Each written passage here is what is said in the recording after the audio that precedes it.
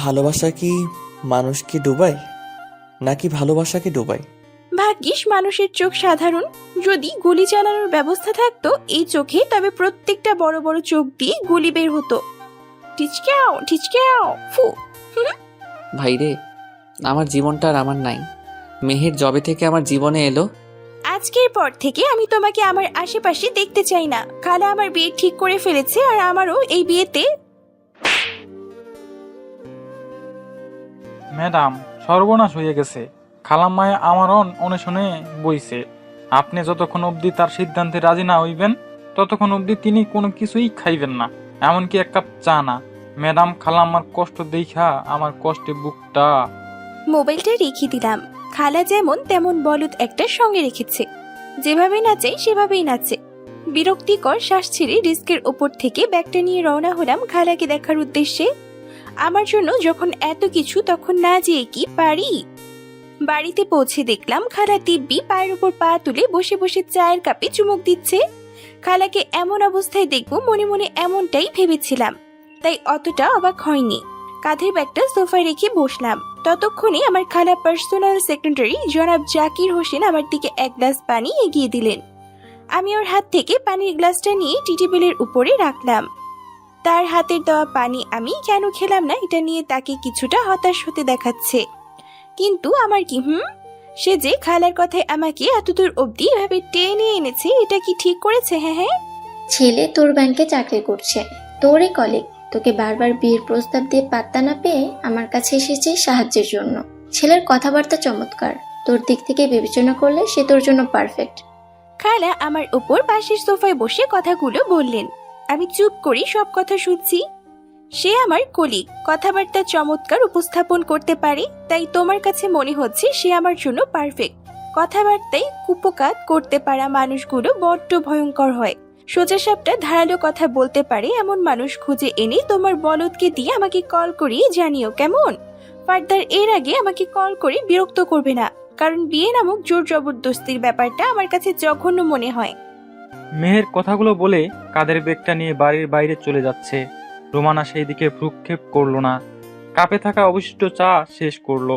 আয়েশ করে পা দুটো গুটিয়ে সোফায় বসলো। জাকিরকে ইশারা করলো পানের বাটা দেওয়ার জন্য। জাকির টি টেবিলের উপর থেকে পানের বাটা এগিয়ে দিল। রোমানা পানের বাটা থেকে পান নিয়ে খুব সুন্দর করে একখান পান সাজিয়ে রাজকীয়ভাবে মুখে পুরলো। ম্যাডাম, আপনি হয়েছেন আমার আম্মার মতো। যা কিছু করেন তাতেই একটা রাজা রাজা ভাব থাকবো। আমার তো শরীরের ঘাম সুইটা গেছে। এভাবে তো মনে হয় বাদশাহ শাহজাহান তার মুখে পান পুরে নাই।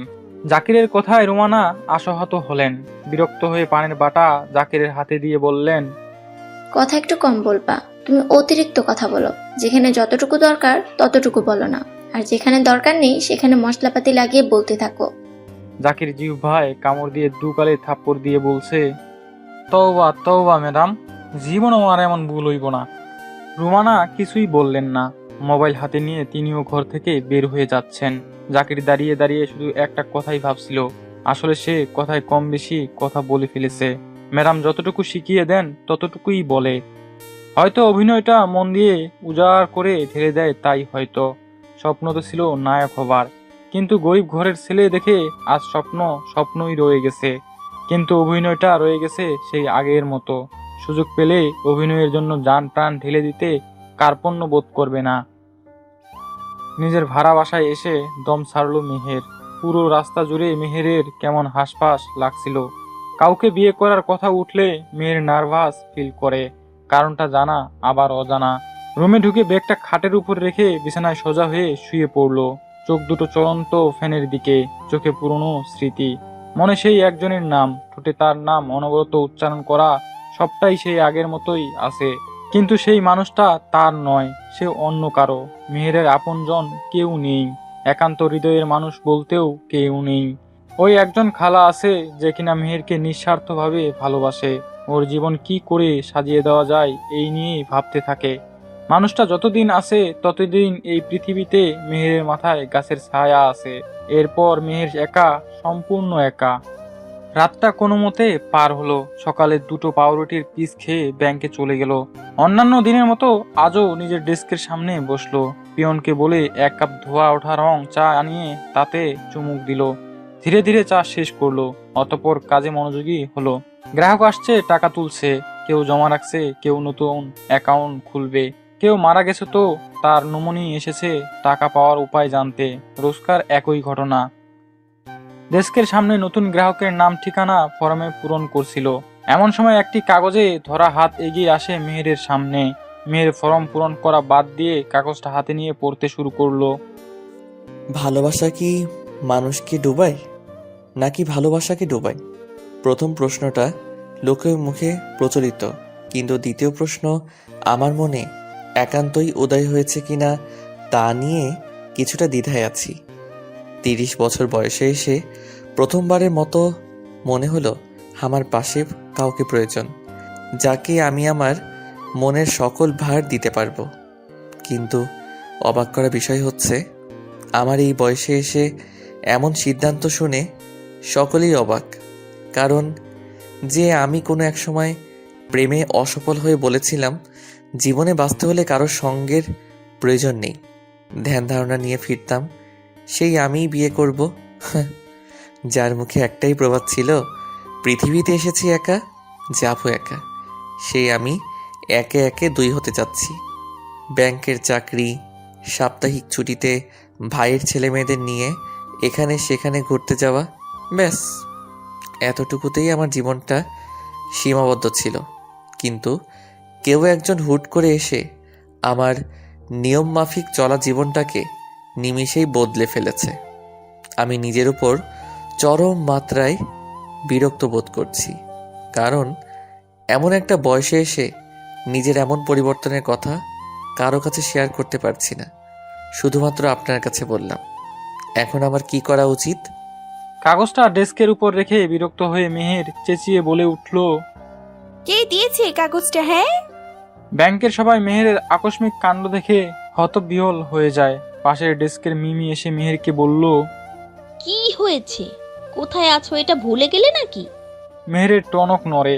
কাগজটা দুমড়ে মুচড়ে হাতের মুঠোয় রেখে মিমিকে বলল। কি হলো আমার বুঝতে পারছি না। তুমি যাও, and I am very very sorry all of you. সবাই মেহেরের দিক থেকে দৃষ্টি সরিয়ে নিজ নিজ কাজে মনোযোগী হলো। মেহের তার নতুন গ্রাহকের কাছ থেকে স্বাক্ষর নিয়ে বিদায় জানালো। এবার নতুন গ্রাহক এলো এবং মেহেরের খুব পরিচিত একজন মানুষ এসেই হাসি মুখে মেহেরকে জিজ্ঞেস করলো। কেমন আছো মেহেরজান? মেহের অবাক হয়ে তাকিয়ে আছে। যেভাবে অবাক হচ্ছিস মনে হচ্ছে আমি মঙ্গল গ্রহে গিয়েছিলাম, সেখান থেকে ফিরে এসেছি। মুখটা বন্ধ কর, চোখ দুটো ছোট কর, মনে হচ্ছে কোটর থেকে বেরিয়ে আসবে। কাগজটা কে দিয়েছে? তুমি দাওনি তো আবার? ইতস্তত হয়ে আহনাবকে কাগজটা দেখিয়ে প্রশ্ন করলো মেহের। আহনাব মেহেরের হাত থেকে কাগজটা নিয়ে খুব সুন্দর করে ভাঁজ করলো, তারপর পকেটে ঢুকিয়ে মেহেরকে বলল। তোকে দিয়ে পড়িয়ে দেখলাম বানানে কোনো ভুল আছে কিনা। যাক, ভুল যেহেতু নেই তাহলে সমস্যা দূর হয়ে গেছে। কথাটি বলে বেশ আয়েশ করে চেয়ারে গা এলিয়ে দিতে গিয়েও দিল না, কারণ জায়গাটা অনুপযোগী। মেহের চুলগুলো কানের পিছে গুছে বলল। তুমি একটু বসবে? আমি ম্যানেজারের কাছ থেকে ছুটির কথা বলে আসি, দেখি ছুটি দেয় কিনা। আরে ছুটি নিবি কেন? ডিউটি শেষ কর, তারপর একসাথে বেরিয়ে যাব।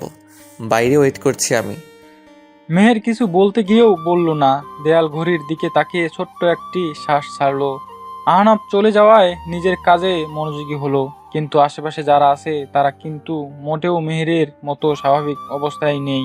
কেউ বাঁকা চোখে তাকাচ্ছে, কেউ ফিসফিসিয়ে আরেকজনের কানে কথা তুলছে। এই হলো অবস্থা। মেহের সবটাই টের পেল, কিছুই বলার প্রয়োজন বোধ করলো না, কারণ অন্যের পরনিন্দা করার জন্য মানুষের চেয়ে আর কোনো জ্ঞানী প্রাণী আছে নাকি? অন্য প্রাণীরা নিজের খাবার জোগাড় করবে, বেলা গড়ালে বাসস্থানে ফিরে যাবে, তাদের জীবন চলে নিয়ম মাফিক। মানুষের মতো অত সময় তাদের নেই পরনিন্দা চর্চা করার জন্য। ঘড়ির কাঁটা 5টায় এসে ঠেকলো। ডেস্কের কাগজপত্র গুছিয়ে ব্যাংক ম্যানেজারের সঙ্গে দেখা করে বের হয়ে এলো মেহের। সিঁড়ি দিয়ে নামার সময় মিমি পিছন থেকে ডাক দেয়। মেহের দাঁড়ায়। মিমি তড়িঘড়ি করে মেহেরের সামনে গিয়ে হাঁপাতে হাঁপাতে বলল। হিরোটা কে রে? আমার বাবার বন্ধুর ছেলে, প্লাস আমার বেস্ট ফ্রেন্ড। মেহের হাত ঘড়িতে সময় দেখতে দেখতে উত্তর দেয়। বাপরে, যেভাবে ব্যাংকে এন্ট্রি নিয়েছে, আমি তো ভেবেছিলাম এ শহরের কোনো বড় ধরনের মানুষ এসেছে, কিন্তু সে কি না তোর বেস্ট ফ্রেন্ড বের হলো। শেষের কথাটিতে কিছুটা বিদ্রুপের ঘ্রাণ পায় মেহের। মেহের মুস্কি হাসি দিয়ে মিমির কপালে টোকা দিয়ে বলল, সিটি কর্পোরেশনের মেয়রের ছেলে আহনাফ চৌধুরী, ভাবসাব তো তেমনি থাকবে তাই না? বড় মানুষদের নিয়ে না ভেবে বাড়ি ফিরে যা, আমিও চলি, লেট হয়ে যাচ্ছে। মেহের চলে যাচ্ছে। মিমি সেদিকে তাকিয়ে রইল অবাক হয়ে, কারণ ছেলেটার পরিচয় না জেনে সে কি থেকে কি বলে ফেললো। সঙ্গে মেহেরকে ছোট করে দেখলো। মেন রাস্তায় দাঁড়িয়ে এদিক সেদিক তাকিয়ে আহনাফকে খুঁজে বেড়াচ্ছে মেহের। কোথাও তার ছায়াও নেই। নিজের চুলে টান পড়তেই আহ শব্দ করে কুকিয়ে উঠল মেহের। ব্যথায় চোখে জমে উঠল। চোখে মুখে কাঠিন্যতা বজায় রেখে চুলগুলো ছাড়ানোর জন্য আহনাফকে বলল, দেখো, ভালো হবে না বলছি, চুল ছাড়ো, ব্যথা পাচ্ছি আমি। আহনাফ আরো শক্ত করে চুলগুলো আঙ্গুলে পেঁচিয়ে মেহেরের কানের কাছে মুখ বাড়িয়ে ফিসফিসিয়ে বললে, ব্যথা দেওয়ার জন্যই তো এত আয়োজন, নয়তো রাস্তায় দাঁড়িয়ে অমন বোকা কাণ্ড করার কার ইচ্ছে আছে? নে, যা, ছেড়ে দিলাম। আহনাফের কাছ থেকে নিজের চুলগুলো উদ্ধার করে মেহের কোনোমতে খোপা করে ওড়না দিয়ে মাথার ঘোমটা দিল। তবে ঘোমটা দিতে গিয়ে বেশ বেগ পেতে হয়েছে, কারণ শাড়ির আঁচল আজ ছোট করে রেখেছিল, যার দরুন ঘোমটা পুরোপুরি দিতে পারছিল না। শেষমেশ না পেরে মাথায় আঁচল টেনে আঁচলের কণা ধরে রইল। আহনাফ তীক্ষ্ণ দৃষ্টিতে তাকিয়ে মেহেরকে দেখছিল। এমন সময় রাস্তা দিয়ে একটা খালি রিক্সা দেখে আহনাফ ডাক দেয়। রিক্সাওয়ালা এগিয়ে আসে ওদের দিকে, এসেই জিজ্ঞেস করলো, কই যাইবেন মামা? এই তো বিজয়নগর যাব। এত দূরে যাইবেন? তাইলে মামা একটা সিএনজিতে কইরা চইলা যান। সিএনজিতে গেলে কি আর তোমাকে ডাকতাম? আজ রিকশায় যাব। কথাটি বলে আহনাফ রিক্সায় উঠে বসলো। এদিকে মেহের বোকার মতো আহনাফের দিকে তাকিয়ে আছে। আহনাফ বিরক্ত হয়ে মেহেরকে ধমক দিয়ে বলল, এইভাবে তাকিয়ে থাকলে নিশ্চয়ই বাড়িতে যেতে পারবি না। উঠে আয়। তোমার গাড়ি কই? গাড়ি নাই, বেচে দিয়েছি। গাড়ি বিক্রির টাকা দিয়ে আজ রিক্সার ভাড়া মেটাবো, হাওয়াই মিঠাই খাবো। হয়েছে, এবার উঠে আয়। মেহের জানে আহনাফ কখনোই সোজাসাপটা উত্তর দেয় না, বরং কথাকে কি করে ইন্ডিয়া বর্ডার ক্রস করে নেপাল পর্যন্ত টেনে নেওয়া যায়। মেহের যখন রিকশায় উঠছিল তখন আহনাফ ওর দিকে হাত বেরিয়ে দেয়, কিন্তু মেহের তার দেখেও না দেখার ভান করে রিকশায় বসে। বইছেন আপনারা? জি মামা। মেহের উত্তর দিয়ে রাস্তার বাম দিকে তাকিয়ে রয়। ধীরে ধীরে রিকশা চলতে শুরু করে।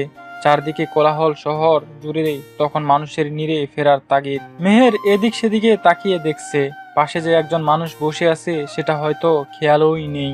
হুট করে আকাশে গর্জন হয়, মেঘের গর্জন। হুট করে পুরো আকাশে অন্ধকার নেমে আসে।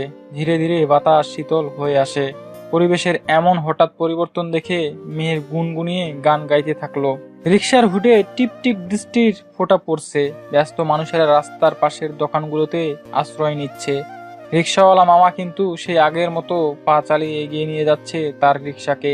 অঝরে বৃষ্টিতে ধূসর আকাশের আফসা আলোয় দেবীর মতো মুখটায় তাকিয়ে কিছু সময়ের জন্য আহনাফ থমকে যায়। মুখটায় তাকিয়ে কিছু একটা খুঁজে বেড়ায়, খুঁজে পায় না, বরং আরও তাকিয়ে থাকতে ইচ্ছে করে তার। স্নিগ্ধ মুখটা প্রভাতের প্রথম প্রহরের মতোই আছে, একেবারে পবিত্র আর শীতল। চোখ দুটোতে এক রাজ্য সমান মায়া তো আছেই, কিন্তু মাঝে মাঝে ওই চোখ দুটোতে তাকালে অভিমান খুঁজে পায়। কিন্তু অভিমান কার জন্য জমা করে রেখেছে? হুট করে আহনাফের কি যে হলো, অভাবনীয় একটি কাণ্ড করে বসলো। আকাশের দিকে মুগ্ধ হয়ে তাকিয়ে আছে মেহের। কাজের ফাঁকে কখনোই এত চমৎকার শরতের হঠাৎ বৃষ্টি দেখা হয় না।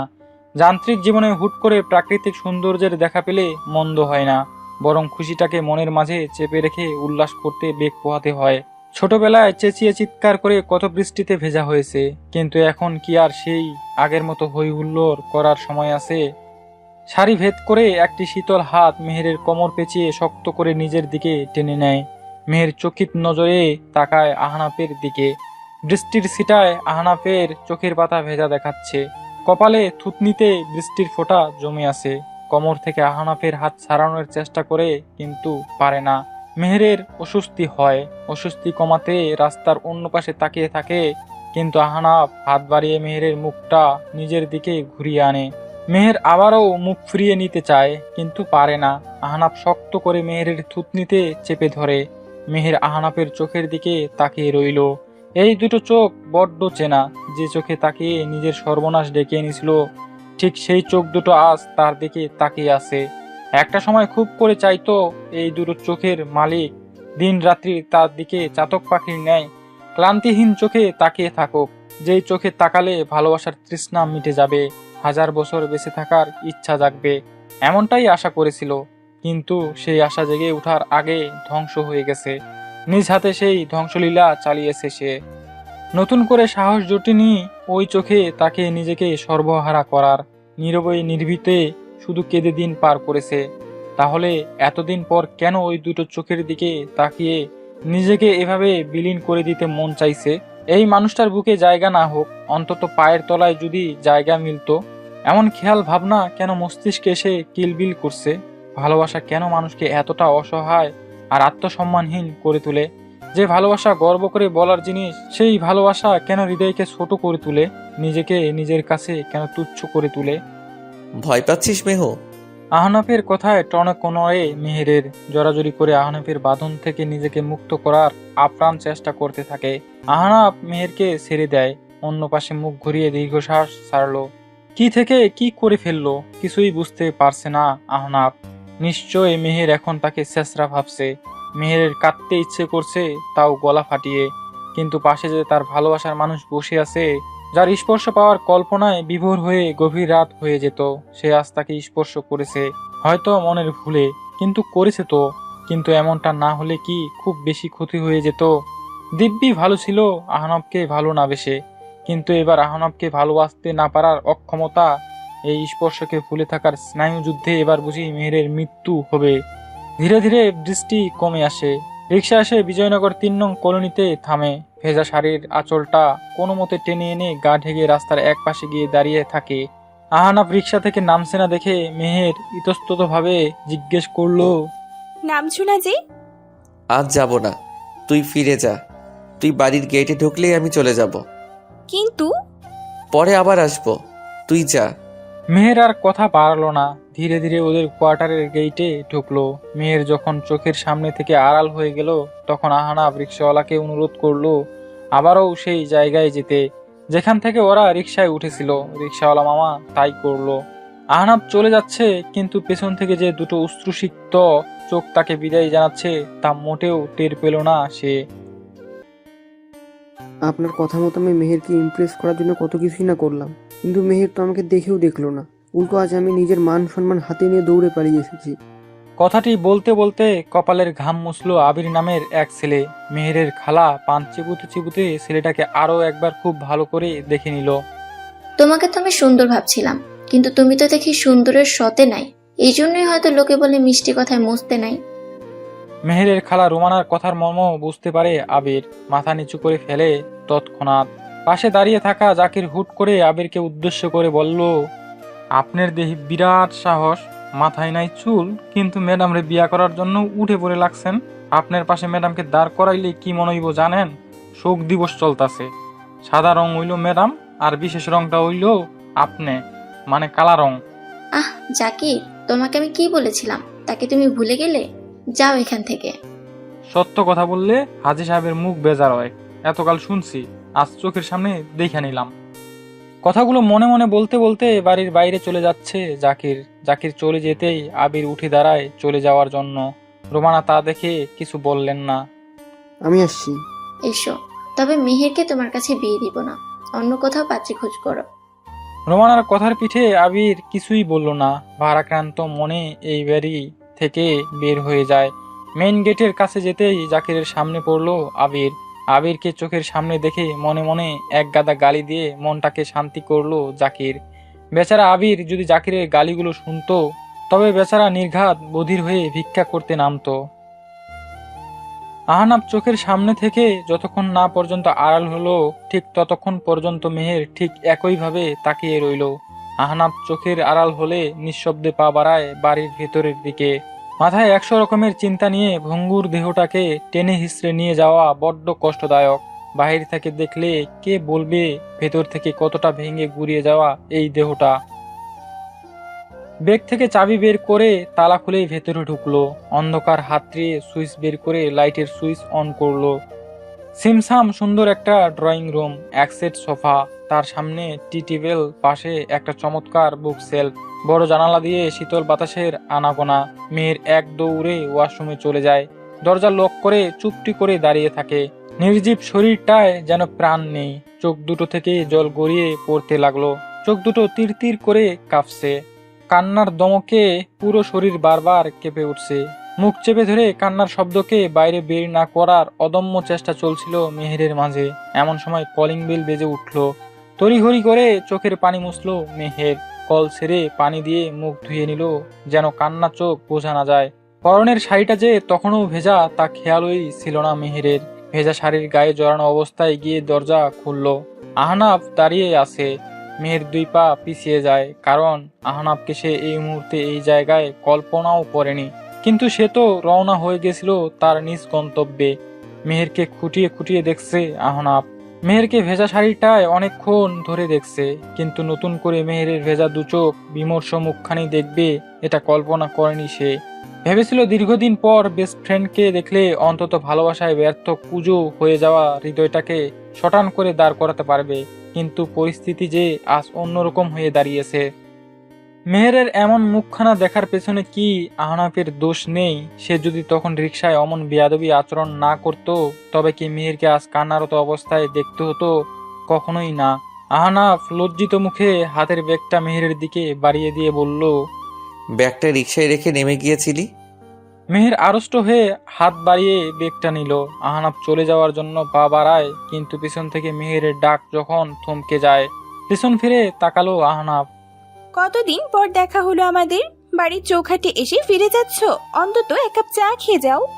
আহনাফ দরজার কাছে ফিরে এলো। মেহেরের মুখোমুখি দাঁড়িয়ে বলেই ফেললো, সেই আগের মতোই আছিস।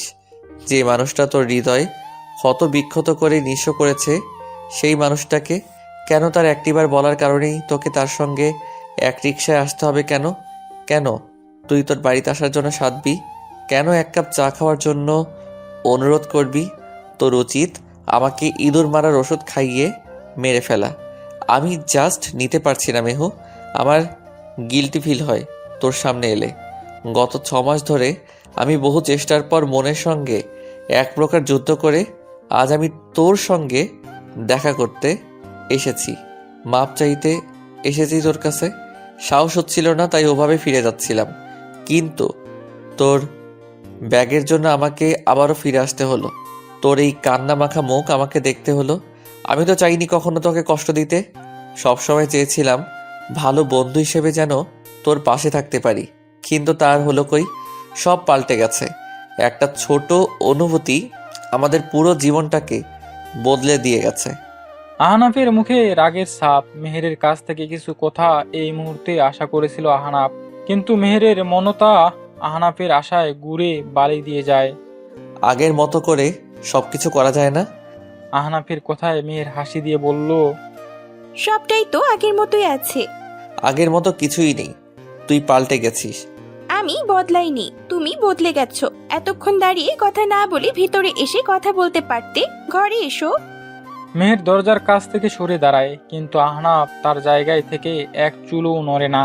সেই একই ভঙ্গিতে দাঁড়িয়ে আছে। মেহের কিছু বলার আগে হুট করে আহনাফ মেহেরকে খুব শক্ত করে আষ্টে পৃষ্ঠে জড়িয়ে ধরে।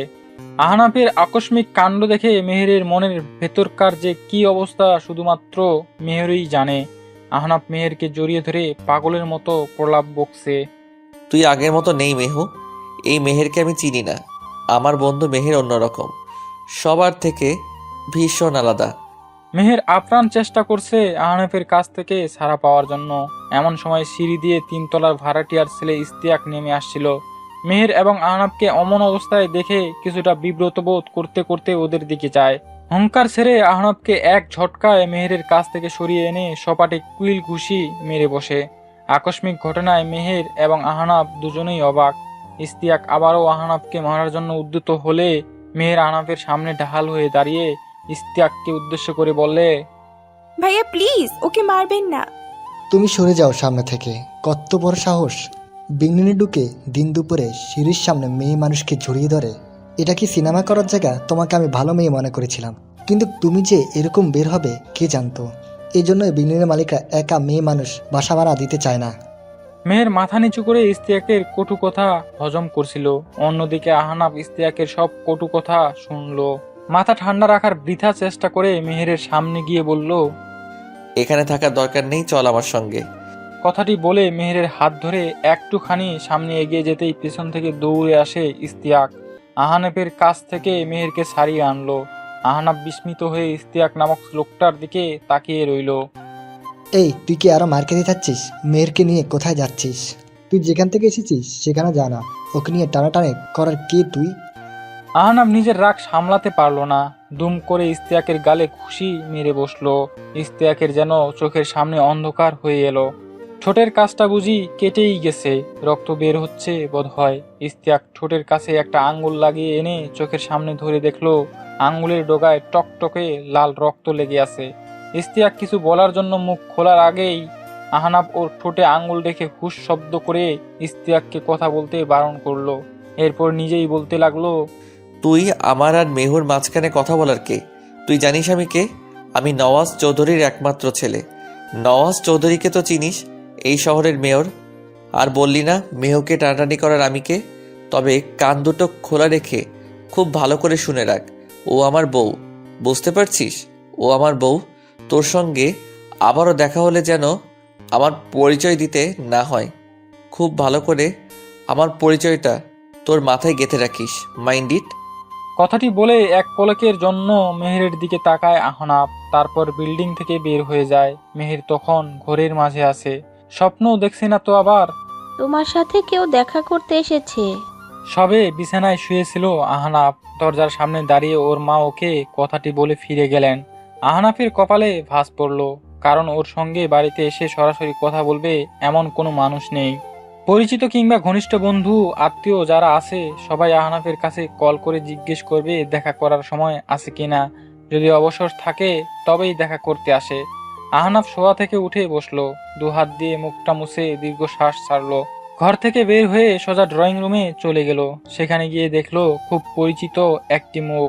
আহনাফ ভাবতেও পারেনি এই মানুষটাকে ওদের বাড়িতে দেখবে। বড়লোকের ব্যাটার তো দেখাই মিলে না। মেহেরের খালা রোমানার কথায় আহনাফ লজ্জা পেল। দ্রুত গতিতে এগিয়ে যায় রোমানার সামনে, সালাম দিয়ে বলল, কাল আসলে হয়েছে কি? মানে? হয়েছে কি মানে? শব্দগুলো কখন ব্যবহৃত হয় জানো? যখন মানুষ কোনো মিথ্যা বাহানা কিংবা মন গড়া কাহিনী বলার প্রস্তুতি নেয়। আমি চাই না তুমি আমার কাছে বানিয়ে বানিয়ে কোনো গল্প বলো। আমি চাই সত্য গল্প শুনতে, যে গল্পটা বিগত 6 মাস আগে তোমরা দুজন তৈরি করেছো এবং অসমাপ্ত অবস্থায় ইতি টেনেছো সেই গল্পের। রোমানা খালার দিকে তাকিয়ে রইল আহনাফ। মানুষটা বড্ড চালাক, চট করে সবকিছু বুঝে ফেলার অদ্ভুত ক্ষমতা হয়তো আছে তার মাঝে। আপনি নিশ্চয়ই কারো কাছ থেকে ঘটনাটি জেনেছেন, তবে আমার কাছ থেকে নতুন করে জানার কি দরকার? আহনাফের প্রশ্নে রোমানা মুখে হাসি ফুটিয়ে বললেন, যার কাছ থেকে ঘটনাটি জানলাম আমি তো শুধু তার কথাই জানলাম, কিন্তু তোমারটা তো অজানা রয়ে গেল। কিন্তু আমার তো সবটা জানার প্রয়োজন আছে। কথা বলার ফাঁকে সার্ভেন্ট কফি, বিভিন্ন রকমের নাস্তা, ফ্রুটস দিয়ে গিয়েছিল। রোমানা হাত বাড়িয়ে কফির একটা মগ তুলে নিয়ে তাতে এক চুমুক দিয়ে আহনাফকে বলতে অনুরোধ করলো। আহনাফ দৃষ্টি নিচু রেখে পেছনের গল্প বলতে শুরু করলো। কলেজে ওঠার পর বাবার দাপটে হোক পুরো ক্যাম্পাসে তাণ্ডব চালাতাম, মারপিটের নয়, হই হুল্লোড়ের। একগাদা বন্ধু বান্ধবদের নিয়ে আমার জীবন তখন চলছিল। একদিন ক্লাসে নতুন একটি মুখ দেখলাম, কেন যেন ভীষণ ভালো লাগলো তাকে দেখে। সবার থেকে আলাদা ছিল সে, নিয়মিত ক্লাসের অনিয়মিত ছাত্র। আমি হুট করে ক্লাসে নিয়মিত হতে থাকলাম, কারণ সেই মেয়েটাকে দেখার একটুখানি সময় আমার কাছে অনেক কিছু। তখন বন্ধুরা এই ব্যাপারটা নিয়ে ভীষণভাবে আমাকে টিজ করতো, কিন্তু আমি গায়ে মাখতাম না। ছুটির সময় কিংবা ক্লাসের বিরতিতে মেয়েটাকে যখন দেখতাম, ক্যাম্পাসের মাঠে শীতের মিষ্টি রোদ গায়ে মাখাতো, তখন তার চোখে মুখে আলাদা এক আনন্দের রেখার দেখা মিলত। সেই আনন্দের রেখার রেশ বোধ হয় আমার শরীরে ইফেক্ট করত। মুগ্ধ হয়ে শুধু তাকে দেখতাম। তার কাছে গিয়ে কখনো এইটুকু বলতে পারিনি, দেখো আমি কিন্তু রোজ তোমার পাশের বেঞ্চে বসে তোমাকে দেখে ক্লান্ত হই। তুমি কি কিছুটি টের পাও? বন্ধুত্ব হলো কি করে তোমাদের? রোমানা খালা কফির মুখটা টি টেবিলের উপর রেখে আহনাফকে মাঝপথে থামিয়ে জিজ্ঞেস করছে। আহনাফ মাথা নিচু করে সেই আগের মতো ঘটনায় ফিরে গেল। মেহের হয়তো বিড়াল নামক প্রাণীটাকে জমের চেয়েও বেশি ভয় পায়। একদিন ফাঁকা ক্লাসে হুট করে জানালা দিয়ে কোত্থেকে একটা বিড়াল এসে লাফিয়ে মেহেরের সামনে বেঞ্চে উঠে আসে। এতটুকু দেখে মেহেরের মূর্ছা যায়, ভয়ে ওর চোখ মুখ কেমন চুপসে যায়। একটা সময় পর হয়তো নিজেকে আর কন্ট্রোল করতে পারিনি, দেয় এক চিৎকার। আমি তোর পাশেই বেঞ্চে বসেছিলাম। ওর চিৎকারের মানে তখনও বুঝতে পারিনি, কিন্তু ওর যে চিৎকার যে আমার কপালে খারাপ কিছু ডেকে এনেছিল তা খুব ভালো করে টের পেলাম। পাশের ক্লাসের নোমান স্যার সহ জুনিয়র সিনিয়র আমাদের ক্লাসমেট সবাই দৌড়ে এলো। এসে দেখলো ফাঁকা ক্লাসে শুধু আমি আর মেহের সম্পূর্ণ একা। তারা ভেবে বসলো অন্য কিছু। মেহেরকে দুজন মেয়ে এসে সান্ত্বনা দিচ্ছিল।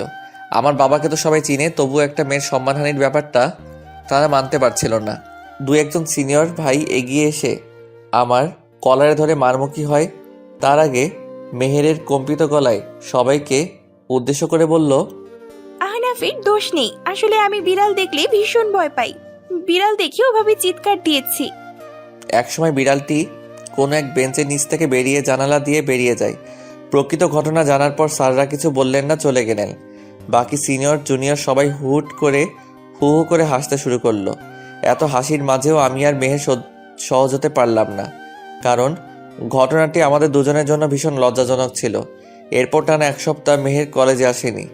আমি তো রোজ চাতক পাখি ন্যায় অপেক্ষা করছিলাম তার জন্য। অষ্টমতম দিনে সে এলো ধূসর রঙা শাড়ি পরে। তাকে প্রথমবারের মতো শাড়িতে দেখে মনে হয়েছিল শাড়ি নামক স্পেশাল এই বস্তুটাকে আমি এর আগে কখনো দেখিনি। মেহের পড়েছে বলেই আজ চিনতে পারলাম। আমি যখন আর চোখে মেহেরকে দেখতে ব্যস্ত, ঠিক তখনই শাড়ি পরিহিতা মেহের মাথা নিচু করে আমার সামনে এসে দাঁড়ালো। খুব কাছাকাছি নয়, আবার বেশ দূরেও নয়। প্রথমবারের মতো সেদিন মেহের আমার সাথে সরাসরি কথা বলল। সেদিনকার ঘটনার জন্য সরি বলল। আমি তাকে কিছুই বলতে পারলাম না, বলবো কি করে, কথা এসে গলায় আটকে আছে। আমার নীরবতা দেখে মেহের ভাবল আমি হয়তো ওকে ক্ষমা করতে পারিনি, তাই মেহের মন খারাপ করে সেখান থেকে চলে যাচ্ছিল। আমি তো আর মেহেরের মন খারাপ হতে দিতে পারি না, তাই অনেক কষ্ট করে গলা দিয়ে কিছু শব্দ উচ্চারণ করলাম। বলেছিলাম, আমার বন্ধু হবে?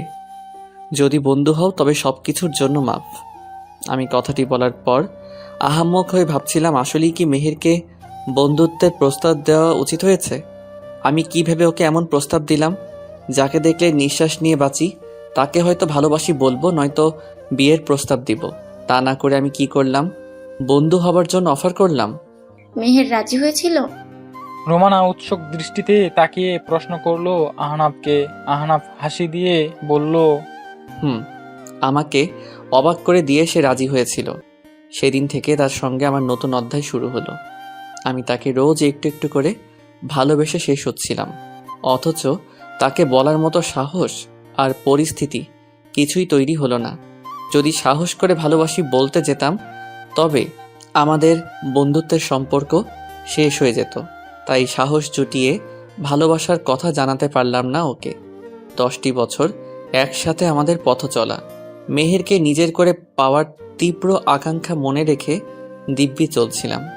একদিন হুট করে মেহের এসে জানালো সে কাউকে ভালোবাসে, তাকে না পেলে মেহের মরে যাবে। মেহেরের বলা দুটো বাক্য যথেষ্ট ছিল আমার পুরো জীবনটাকে এলোমেলো করে দেওয়ার জন্য। আমি সহ্য করতে পারিনি। রাগে দুঃখে সেদিন জীবনের মস্ত বড় ভুল আমার দ্বারা হয়েছিল। আহনাফের চোখে মুখে অস্বস্তি ফুটে ওঠে। রোমানা এর পরের ঘটনা জানে, তাই আর জোর করলেন না আহনাফকে বলার জন্য। সোফা থেকে উঠে দাঁড়ালেন। আহনাফ রোমানার সাথে সাথে উঠে দাঁড়ালো। বাকি ঘটনা আমি জানি আহনাফ, তাই জানার ইচ্ছে নেই। আমি এসেছিলাম শুধু তোমার পক্ষের ঘটনাটুকু জানতে পারলাম এতটুকুতে সন্তুষ্ট আমি। জানি না আমার মেহেরের ভাগ্যে কি আছে, কিন্তু তোমাকে এতটুকু বলে রাখি, মেহেরের সম্মান এতটুকু যেন তোমার দ্বারা ক্ষতিগ্রস্ত না হয়। গতকাল যা কিছু হয়েছে সব আমার কানে এসেছে, এরকম ঘটনা পুনরাবৃত্তি হোক আমি চাই না। খালা, আসলে গতকালকের ঘটনা অনিচ্ছাকৃতভাবে ঘটেছে, এতে মেহেরের কোনো দোষ নেই। আমি জানি মেহেরের দোষ নেই, কিন্তু সমাজের লোক। আহনাফ মাথা নিচু করে ফেললো। রোমানা কাঁধের ব্যাগ থেকে একটি কার্ড বের করে আহনাফের দিকে বাড়িয়ে দিল। আহনাফ প্রশ্নসূচক চোখে তাকিয়ে রইল রোমানার দিকে। রোমানা রহস্যময় হাসি দিয়ে কিছু না বলে আহনাফদের বাড়ি থেকে বের হয়ে যাচ্ছেন। আহনাফ কার্ডটা খুলে ভেতরের ভারী কারুকাজে সজ্জিত কাগজটার লেখাগুলো পড়লো। বিয়ের ইনভিটেশন কার্ড। বরের জায়গায় নাম লেখা রেদওয়ান জামান বৃত্ত, কনের জায়গায় নাম লেখা মেহনুবা খান মেহের। আহনাফের হাত থেকে কার্ডটা মেঝেতে পড়ে রইল অনাদরে। আহনাফের ভেজা চোখ তখন মেহেরকে হারানোর বেদনায় মত্ত। সখী ভালোবাসা কারে কয়? সবেমাত্র একটি গ্রাহককে বিদায় করে চেয়ারে হেলান দিয়ে আরাম করব ভেবেছিলাম, কিন্তু তার হলো কই। স্বয়ং আহনাফ আমার সামনে দাঁড়িয়ে আছে অগ্নিমূর্তি হয়ে। মানে ওকে কেউ যদি দেখে বলবে হয়তো পাগল, নয়তো কাউকে খুন করার বর পেয়েছে আজ। ওর রিয়াকশন দেখে অবাক হয়েছে বটে, কিন্তু তার চেয়েও বেশি বিস্মিত হয়েছি ওর বলা গানের একটি লাইন শুনে। কি হলো, উত্তর দিচ্ছিস না কেন? নাকি মনের কোণে ফাগুনের হাওয়া হইছে? দেখো আহনাফ, এটা পাবলিক প্লেস, সিক্রেট করো না। কথাটি বলে আরো একবার সবার ডেস্কের দিকে তাকালাম। না, সবাই যে যার কাজে ব্যস্ত। আহনাফ তো আমার ডেস্কের সামনেই দাঁড়িয়েছিল। তো এমন সময় একজন গ্রাহক এসে আহনাফকে অনুরোধের সুরে বলল, ভাই একটু তাড়াতাড়ি করেন তো, যতক্ষণ ধরে দাঁড়িয়ে আছে বিশ্বাস করেন যদি টিসিবির গাড়ির পেছনে এভাবে দাঁড়িয়ে থাকতে পারতাম তবে কম সমমূল্যের বাজার পেতাম।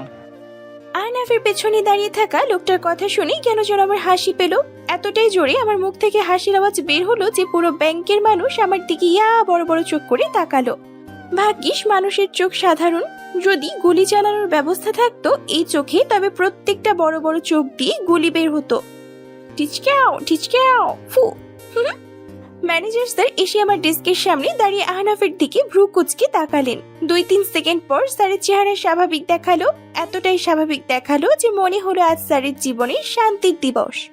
তুমি না মানে সরি, আপনি মেহর নওয়াজ সাহেবের ছেলে তাই না? আমি দেখলাম আহনাফ মাথা নাড়িয়ে হ্যাঁ বুঝালো।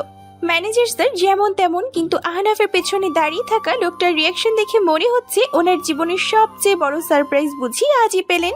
হ্যাঁ মেহের। জি স্যার। স্যার কেন এসেছেন ব্যাপারটা দেখো। স্যার আপনি বসুন, আপনার জন্য চা নাকি কফি নাকি কোল্ড ড্রিঙ্কস নিয়ে আসবো? ম্যানেজারের কথায় আহনাফ প্রচুর বিরক্ত হয়ে জোরালো কণ্ঠে বলে উঠলেন, আমি চা, কফি, কোল্ড ড্রিঙ্কস চাইতে আসিনি এখানে। আমার মেহেরকে দরকার। এই মুহূর্তে মেহের আমার সঙ্গে না গেলে আই সোয়ার আমি কি করব আপনারা কল্পনা অবধি করতে পারবেন না। ম্যানেজার স্যার আহনাফের কথায় এতটা ভরকে গেলেন যে মেহেরের সামনে হাত উঁচু করে বিনতি ও অনুরোধ করলো যেন এই মুহূর্তে আহনাফের সঙ্গে চলে যায়। মেহের এবার যথেষ্ট বিরক্ত হলেও আহনাফের উপর, যেখানে সেখানে ওর এমন দাপটে ভাব পছন্দ না, কিন্তু কিছু বলতেও যে পারে না ওকে। মেহের ওর ডেস্কের উপর থেকে ব্যাগ নিয়ে বের হয়ে এলো। আহনাফ এতক্ষণ যার জন্য অপেক্ষা করছিল তাকে হাতের নাগালে পেয়ে তার হাত নিজের হাতের মুঠোয় বন্দি করে তড়িঘড়ি করে হেঁটে যাচ্ছে ব্যাংকের বাইরে। আহনাফের তাড়াহুড়ো দেখে মেহের জিজ্ঞেস করলো, কি হয়েছে, এত তাড়াহুড়ো করছো কেন? মেহেরের কথায় জবাব দিল না আহনাফ। রাস্তার সামনে গিয়ে দাঁড়ালো। 1 মিনিট পর কালো রঙের একটা কার ওদের সামনে এসে ব্রেক কষলো। কারের দরজা খুলে মেহেরকে বসিয়ে আহনাফ ও বসলো। ড্রাইভার এবার গন্তব্যের উদ্দেশ্যে রওনা হলো। মেহের গাড়িতে বসার পর দুবার আহনাফকে জিজ্ঞেস করেছে যে ওরা কোথায় যাচ্ছে, কিন্তু আহনাফ এবারও নির্বাক। মেহের যখন বিরক্তের চূড়ান্ত পর্যায়ে এবং কঠিন কিছু বলার জন্য মুখ খুলবে ঠিক তখনই গাড়ি থেমে যায়। আহনাফ গাড়ি থেকে নেমে মেহেরের পাশের ডোর খুলে ওর হাত ধরে নামালো। মেহের আহনাফকে কিছু জিজ্ঞেস করতে গিয়েও করে না, কারণ জায়গাটা বড্ড চেনা। এই জায়গায় যে জীবনের সবচেয়ে অপ্রীতিকর ঘটনা ঘটেছিল মেহেরের। এখানে কেন নিয়ে এসেছো আমায়? মেহেরের কথায় আহনাফ জবাব দিতে গিয়েও দেয় না, শুধু এতটুকু বলল, ভেতরে চলো, সব জানবে। আহনাফের কথায় পাল্টা জবাব দিতে পারলো না মেহের। আহনাফ ভিতরে চলে যায়। মেহের কিছু একটা ভাবলো, তারপর সেও ভেতরে চলে যায়। সেই একই টেবিল, 2টো চেয়ারে আহনাফ আর মেহের বসে আছে। তাদের ঘিরে দাঁড়িয়ে আছে ওদের বন্ধু শোভন আর সিম্মি। সামনে চেয়ারে বসে থাকা সেই দাড়িওয়ালা পেট ভারী কাজী সাহেব, যে কিনা মুখ ভর্তি পান চিবোচ্ছে আর একটু একটু পর চপাত চপাত করে পানের পিচকি ফেলছে জানালার সামনে গিয়ে। যদিও লোকটার এমন বদভ্যেস মেহেরের দেখতে মোটেও ভালো লাগে না, কিন্তু অনুপযোগী সময়ের কারণে কিছু বলতেও পারছে না। বিয়া করতে আসছেন? কাজী সাহেব মুখে পান নিয়ে প্রশ্ন করলেন। মেহের চোখ বড় বড় করে তাকালো। আহনাফ মেহেরের দিকে এক পলকের জন্য তাকালো। মেহের আহনাফের দিকে তাকানোর আগে নিজের চোখ ফিরিয়ে কাজী সাহেবের দিকে তাকিয়ে বলল, বিয়ে তো 8 মাস আগেই করেছি, তাও আপনার সামনে, মনে নেই আপনার? কত বিয়া করাই, এতজনকে মনে রাখবো কেমনে? বিয়া করবা না তো তাহলে কাজী অফিসে আসছো কেন? ডিভোর্স দিবা নাকি? ডিভোর্স শব্দটা শুনে আহনাফ মেহের একে অপরের মুখের দিকে তাকালো। দুজনের চোখে কিছু তো একটা ছিল তখন, হারানোর বেদনা হয়তো। মেহের চোখে স্পষ্ট কিছু দেখলো না, ঝাপসা হয়ে আসছে সব। চোখের পানিগুলো ইদানিং বেহায়া হয়ে গেছে, যখন তখন যেখানে সেখানে ফুরিয়ে বের হয়ে আসে। জি, ডিভোর্সের জন্য এসেছি। আহনাফের দিকে তাকিয়ে রইল মেহের। এতটা নিষ্ঠুর সে যদি একটিবার টের পেত মেহের, তবে এমন নির্দয় মানুষকে মন দেওয়া তো দূরের কথা, ছায়ার কাছেও আসার সুযোগ দিত না। আহনাফ জানতে চায় মেহেরের মনের কথা। আজ সবটা জেনে তবেই মেহেরকে মুক্ত করে দিবে এই মিথ্যা বিয়ে নামক সম্পর্ক থেকে, যেই বিয়ের কোনো স্বীকৃতি নেই, অন্তত সেই বিয়েকে বয়ে বেড়ানোর কোনো মানে নেই। আজই সবকিছুর শেষ দিন, ফয়সালা আজই হবে, হয়তো এপার নয়তো ওপার। ম্যাডাম, আপনি খালি একবার আমার তার ঠিকানা দেন, তারে আমি এক পলকের মধ্যেই ধরে আনবো আর আপনার সামনে হাজির করব। আমার ম্যাডাম তারে এত পছন্দ করে, আর সে কিনা পাত্তা না দিয়া গায়ে হাওয়া লাগাই উড়ে বেড়ায়। মিজানের কথা শুনে রুমানা ভ্রু কুঞ্চিত করে সোফায় হেলান দিয়ে বললেন, দেখো, আমার নাম শুনে ভয় তোমার হাঁটুতে কাঁপাকাঁপি না শুরু হয়ে যায়?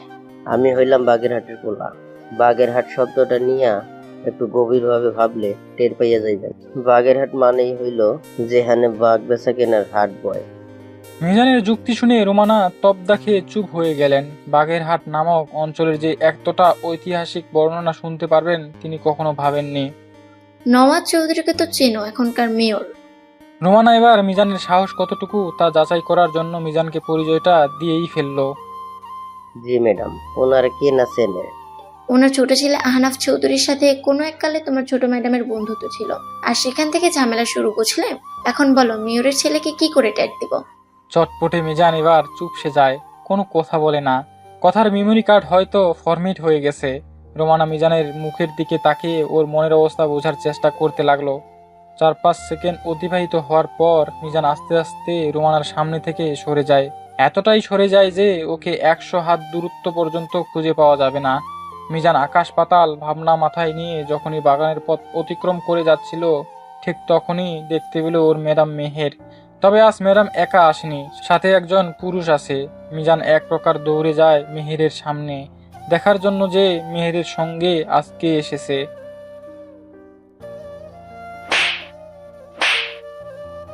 দুটো থাপ্পড়ের শব্দে পুরো কক্ষ জুড়ে নেমে এলো পিন পতন নীরবতা। শোভন আর সিম্মির রিয়াকশন আপাতত বড় রকমের হা হা হা। কাজী সাহেব নিজের দুটো গালে দুহাত দিয়ে রেখেছেন, ওনাকে দেখে মনে হচ্ছে থাপ্পড় দুটো ওনার গালে পড়েছে। আহনাফ বিস্মিত হয়ে মেহেরের দিকে তাকিয়ে রইল। শান্তশিষ্ট মেহের যে রণমূর্তি ধারণ করবে আহনাফ কি তা জানতো? গাল দুটো বেশ জ্বলছে, কিন্তু আপাতত সেদিকটা না ভেবে মেহেরের কান্নারত মুখের দিকে তাকিয়ে আহনাফ ভাবছে, আসলেই কি আহনাফের দ্বারা কোনো ভুল হয়েছে? নিজেকে কি ভেবেছো? হ্যাঁ, যখন ইচ্ছে কাছে আসবে, আবার যখন ইচ্ছে হবে দূরে চলে যাবে। কখনো জানতে চেয়েছো আমি কি চাই? আমি তোমাকে আমার জীবনে চাই কিনা? হুট করে কারো জীবনের দখলদারি করবে, আবার হুট করে ক্ষমতা ছেড়ে দিবে, ডিভোর্স দিবে, তো দেন ফাইন, আমিও তোমাকে আজ বাকি কথাটুকু সম্পূর্ণ করতে পারলো না মেহের। তার আগেই আহনাফ আস্তে পৃষ্ঠে জড়িয়ে ধরলো। এতটুকু স্পর্শের বুঝি খুব বেশি প্রয়োজন ছিল। বিড়াল ছানার মতো নরম স্পর্শ পেয়ে আহনাফের বুকে নাক ডুবিয়ে কাঁদতে থাকে মেহের। কক্ষে যে আরও 3 জন প্রাণী আছে তা বোধ হয় আহনাফ কিংবা মেহেরের স্মরণে নেই। হুট করে মনের দৃশ্যপটে অতীতে ঘটে যাওয়া আহনাফের করা কর্মকাণ্ডে একে একে দৃশ্যমান হতে থাকে মেহেরের মনে। কাজী অফিসে এনে জোরপূর্বক বিয়ে করা, তারপর দূরে ঠেলে দেওয়া, এই বলে যে মাথা ঠিক ছিল না, তাই এমন কাণ্ড করে বসেছে। মেহেরের কাছ থেকে সে কোনোদিনও স্ত্রীর অধিকার চাইবে না। মেহের যাকে ভালোবাসে তার কাছে ফিরে যেতে পারবে। বিয়েটা যেমন গোপনভাবে হয়েছে, ঠিক সেইভাবে ওদের বিচ্ছেদ ঘটবে। প্রতি উত্তরে সেদিন মেহের কিছুই বলতে পারেনি। ঘটনার আকস্মিকতায় হতভম্ব হয়ে 10-12 দিন কাটিয়ে দেয়। ভেবেছিল হয়তো আহনাফ ফিরে আসবে, কিন্তু না, ও ফিরে আসেনি। বরং আহনাফের কাছের এক বন্ধু একদিন কল করে বলল আহনাফ ইন্ডিয়ায় গিয়েছে, ওখানে ওর প্রেমিকার সাথে দেখা করতে।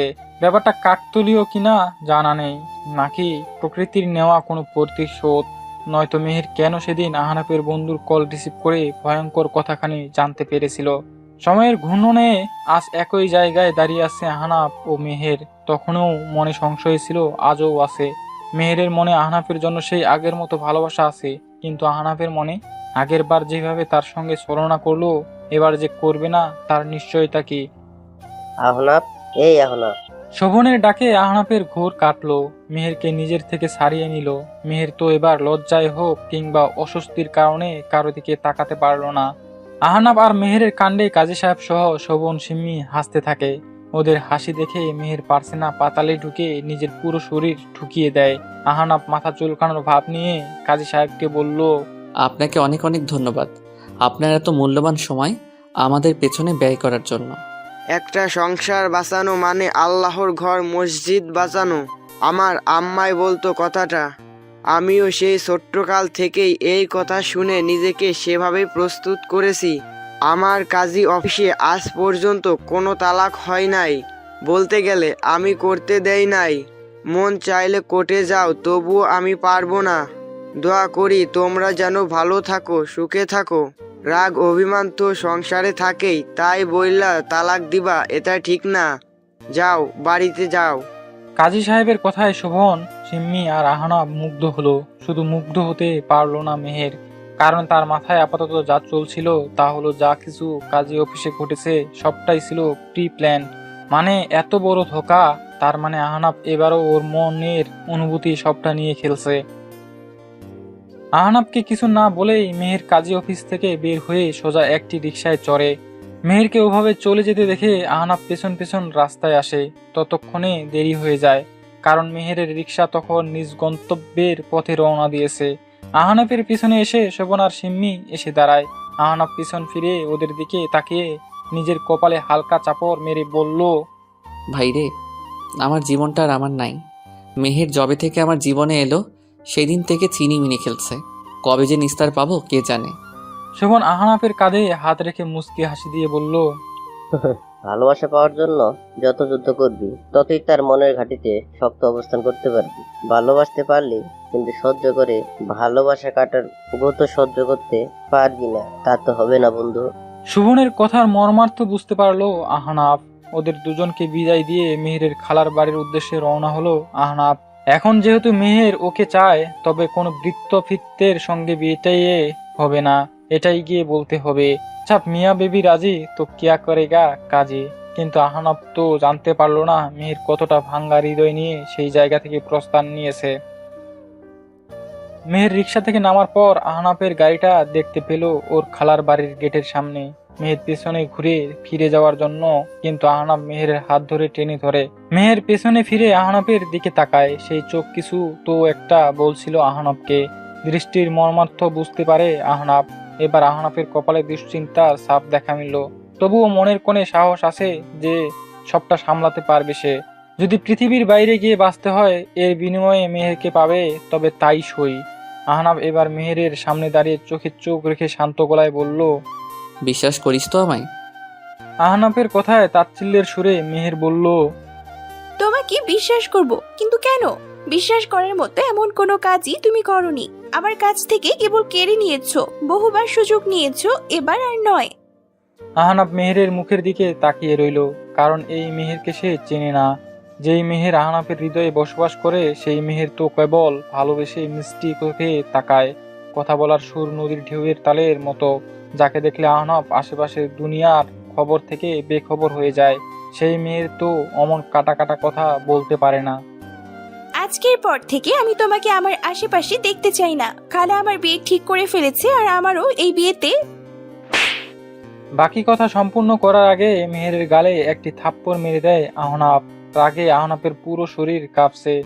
ভালোবেসেছে ঠিকই, তবে এতটা সাহস তো মেহেরকে দেয়নি যে বিচ্ছেদের মতো ব্যাপার ওদের মাঝে টেনে নিয়ে আসবে। মরে গেলে তবেই মেহের ওর কাছ থেকে মুক্ত হবে, তার আগে নয়। তুই আগেও যেমন মাথা মোটা ছিলি, এখনো তাই আছিস।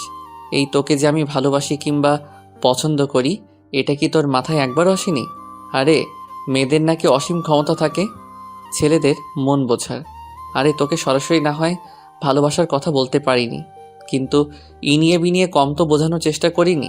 তুই বল, কোনো ছেলে বন্ধু তার মেয়ে বন্ধুকে নাকের ফুল উপহার দেয়? কোনো ছেলে বন্ধু তার মেয়ে বন্ধুকে রাত বিরাতে কল দিয়ে ঘন্টার পর ঘন্টা কথা বলে? কোনো ছেলে বন্ধু তার মেয়ে বন্ধুর অসুস্থতার কথা শুনলে পাগলের মতো দৌড়ে যায় রাত 3টা বাজে শুধুমাত্র একটুখানি তার মুখটা দেখার জন্য? তুই তো বুঝবি না, কারণ তুই একটা মাথা মোটা। তুই শুধু জানিস কি করে কাগজে কলমে হিসেব শেষ করে নতুন হিসেব খুলতে হয়। তুই একটা মানুষের মন বোঝার ক্ষমতা নিয়ে জন্মাসনি মেহু। মেহের অবাক হয়ে তাকিয়ে রইল আহনাফের দিকে। মানুষটা যা বলছে তা কি সত্য নাকি মেহের ভুল শুনছে? যদি সত্যি হয়ে থাকে তবে এত কিছু করার খুব কি প্রয়োজন ছিল? যেদিন 3 কবুল বলে স্ত্রী বানালো সেদিন মেহেরের চোখে চোখ রেখে বলে দিত, মিহুরে আমি তোকে ভালোবাসি।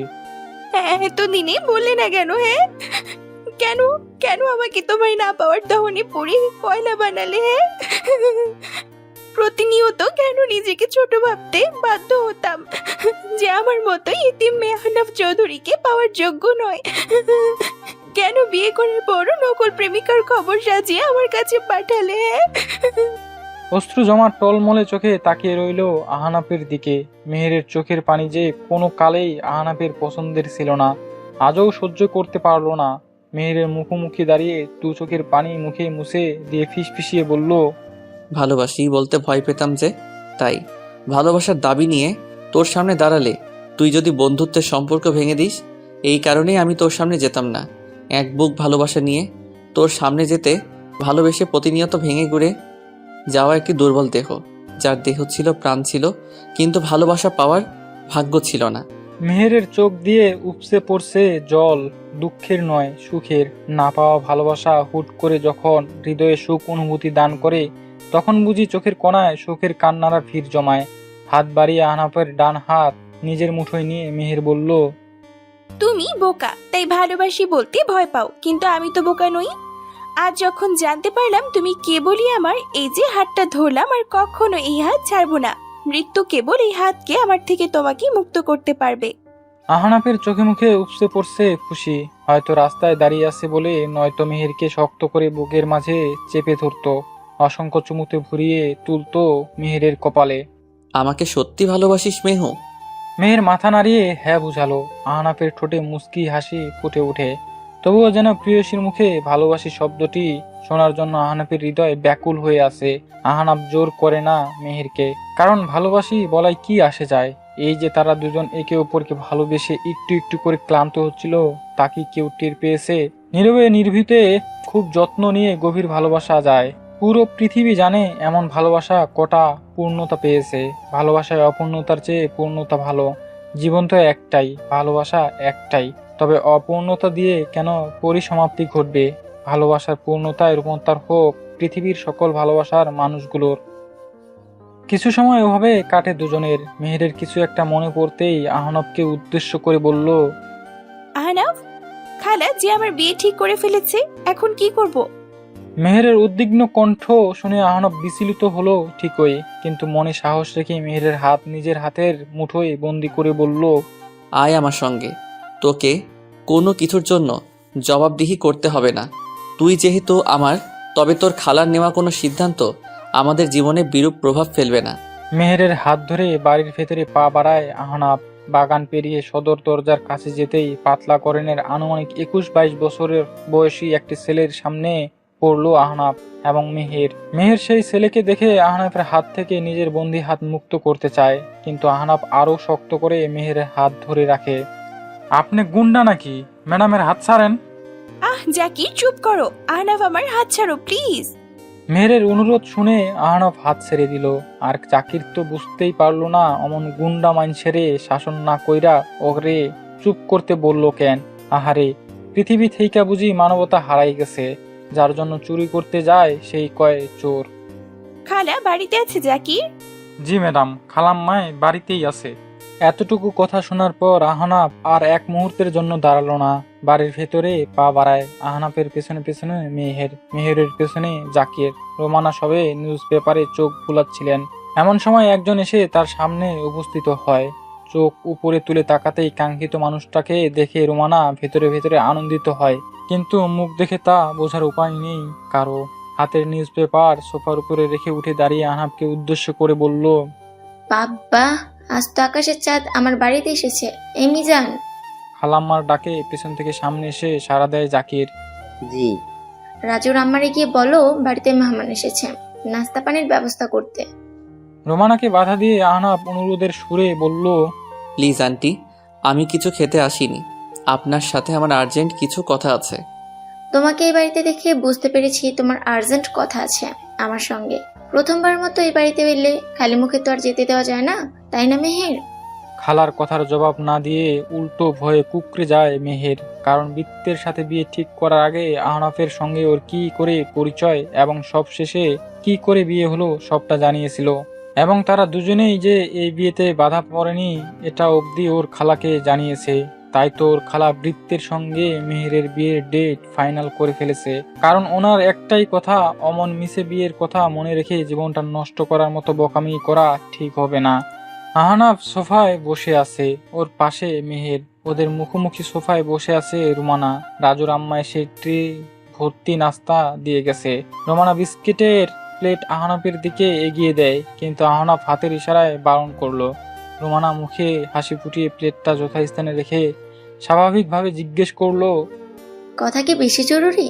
আসলে একটু পর বৃত্তির পরিবার আসবে মেহেরকে সঙ্গে নিয়ে যেতে। বোঝই তো বিয়ের কেনাকাটা, বরকনে নিজের পছন্দের সব কিনবে। খালার কথা শুনে মেহের ওর খালার দিকে অসহায় দৃষ্টিতে তাকিয়ে রইল। আহনাফ হুট করে ওর বুকে ব্যথা অনুভব করলো। মেহেরকে হারানোর ব্যথা, গলা থেকে বুক অব্দি টনটনে ব্যথা। ব্যথা উপশমের জন্য ঢোক গিলল, কমলো না, বরং ব্যথা আরও বাড়তে থাকলো। খালা, আমি মেহেরকে চাই। আমার প্রতিটা শ্বাস প্রশ্বাসে যার বসবাস, তাকে অন্য কারোর সাথে দেখার সাহস আমার নেই। যাকে প্রতি মুহূর্তে আমার জীবনের প্রতিটা পদক্ষেপে চাই, তাকে আপনি অন্য কারো ঘরে পাঠাবেন? আমি চাই না খালা, এমন পরিস্থিতি আমার জীবনে আসুক। আপনি যার কাছে কথা দিয়েছেন তাকে বারণ করে দিন। যদি সে রাজি না হয় তবে আমি তার পা ধরে আমার মেহেরকে ভিক্ষা চাইব। কম্পিত কণ্ঠে প্রতিটা শব্দ অনর্গল বলে গেল আহনাফ। মেহের রুমানা নীরবে সবটা শুনে গেল। মেহেরের তো সুখানুভূতি হচ্ছে, যার হৃদয়ের সবটা জুড়ে কেবলমাত্র তারই বসবাস ছিল। তার প্রতি এক আকাশমান অভিমান নিয়ে চলছিল জীবনের প্রতিটা ক্ষণ। রুমানা সোজা হয়ে বসলেন, গম্ভীর গলায় আহনাফকে জিজ্ঞেস করলো, এতদিন ধরে কেন অপেক্ষা করালে মেহেরকে? মানলাম তোমার সঙ্গে মেহেরের বন্ধুত্ব নষ্ট হয়ে যাওয়ার ভয়ে মেহেরকে কিছুই জানাও নেই, কিন্তু যে সম্পর্কের এতদিন কোনো ভিত্তি ছিল না, আজ সে সম্পর্কের এত চড়া মূল্য কেন? যদি আর কিছুদিন আগে তুমি আমার কাছে মেহেরকে চাইতে, বিনা প্রশ্নে আমি তোমার কাছে মেহেরকে দিয়ে দিতাম। বাট আই এম সরি, আমি পারবো না। বৃত্তের সাথে মেহেরের আগামী শুক্রবার বিয়ে, এবং এটাই আমার ফাইনাল ডিসিশন। আমার লয়ারের সঙ্গে কথা হয়েছে, আগামীকালের মধ্যে তুমি ডিভোর্সের নোটিশ পেয়ে যাবে। কথাগুলো বলে রুমানা উঠে দাঁড়ায়। মেহের দৌড়ে গিয়ে ওর খালার সামনে গিয়ে দাঁড়িয়ে বলল, খালা, আমি একবার বলেছিলাম তোমায় আমার কেমন ছেলে পছন্দ। মেহেরের কথায় রোমানা ভ্রুকুটি করে একবার আহনাফের দিকে তাকিয়ে আবারও মেহেরের দিকে তাকিয়ে বলল, সোজা সাপটা ধারালো কথা বলতে পারে এমন মানুষ খুঁজে এনে তোকে খবর দিতে বলেছিস, কিন্তু তুই যাকে ইঙ্গিত করছিস সে তো দেখছি কুই কুই করছে কথা বলার সময়। আমি তো ভেবেছিলাম সে তোকে পাওয়ার জন্য হাজারটা পাগলামি করবে, কিন্তু না, ভদ্রলোক সেজে এসেছে আমার কাছে তোর হাত চাইতে। রোমানার কথার মর্মার্থ মেহের আহনাফ কিছুই বুঝলো না।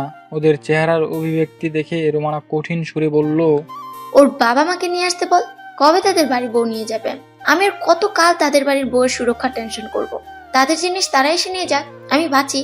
আর যদি রাজি করাতে না পারে, তবে এতক্ষণ যা বললাম সবটা সত্যি সত্যি করব। আহনাফ এবার রোমানার কথা বুঝতে পারলো।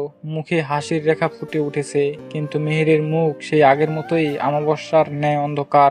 দ্বিধান্বিত মনে রোমানাকে বলে বসলো, কাকে বলছো বউ এসে নিয়ে যাওয়ার জন্য? হ্যাঁ, কেন আবার তোর আহনাফকে, যার সোজা সাপটা ধারালো কথায় আপনার মন বিক্রি হয়ে গেছে? তাহলে বৃত্ত?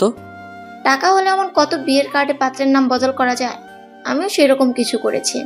আহনাফের প্রশ্নের উত্তরে রোমানা যখন এই কথা বলল, তখন মেহের আর আহনাফের চেহারায় ছিল অবিশ্বাসের ছাপ। তার মানে এতদিন ধরে ওর খালা ওদের ধোঁয়াশায় রেখেছিল।